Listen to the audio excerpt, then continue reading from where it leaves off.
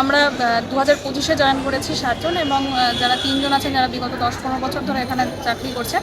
আমরা চাইছি আমাদের 60 বছর এটা স্থায়ীকরণ করা হোক। पश्चिम बंगाल के मालदा से एक महत्वपूर्ण खबर सामने आई है।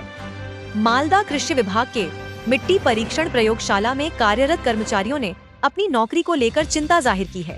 बुधवार को इन कर्मचारियों ने मालदा जिला प्रशासन को एक ज्ञापन सौंपा है। कर्मचारियों का दावा है कि उन्हें बिना किसी पूर्व सूचना के काम से हटा दिया गया है, जिससे उनके सामने रोजी रोटी का संकट खड़ा हो गया है। प्रभावित कर्मचारियों का कहना है कि वे लंबे समय से विभाग को अपनी सेवाएं दे रहे थे। फिलहाल इन सभी ने जिला प्रशासन से मामले में उचित हस्तक्षेप की मांग की है।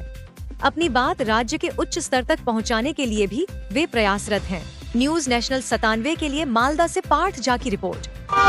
আমরা 2025-এ জয়েন করেছি 7 জন এবং যারা 3 জন আছেন যারা বিগত 10-15 বছর ধরে এখানে চাকরি করছেন।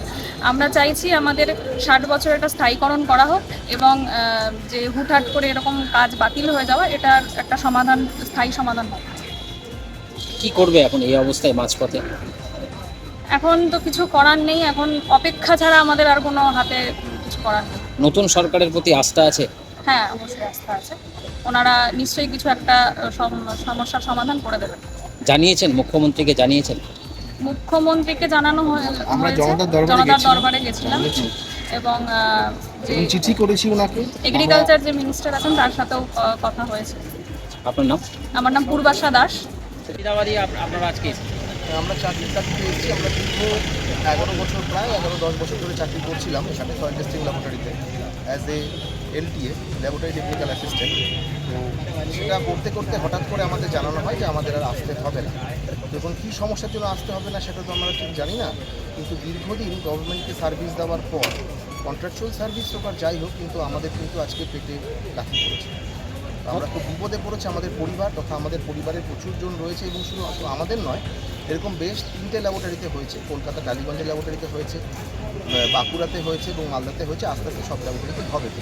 আপনারা এখানে কতজন কাজ করছেন? আমরা এখানে 10 জন কাজ করছি। আমরা 3 জন কাজ করছি দীর্ঘ 2015 সাল থেকে। এরা 2025 সালে জয়েন করেছে। মোট কতজন? 10 জন।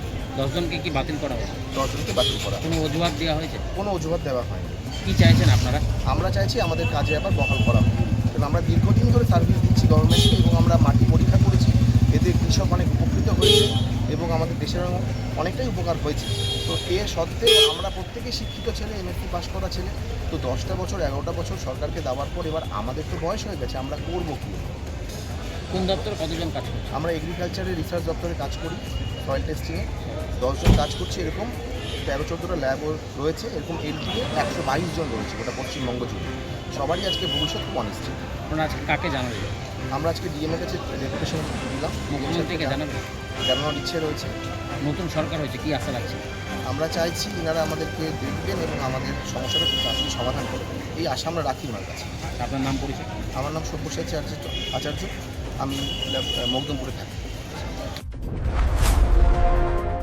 News national 97।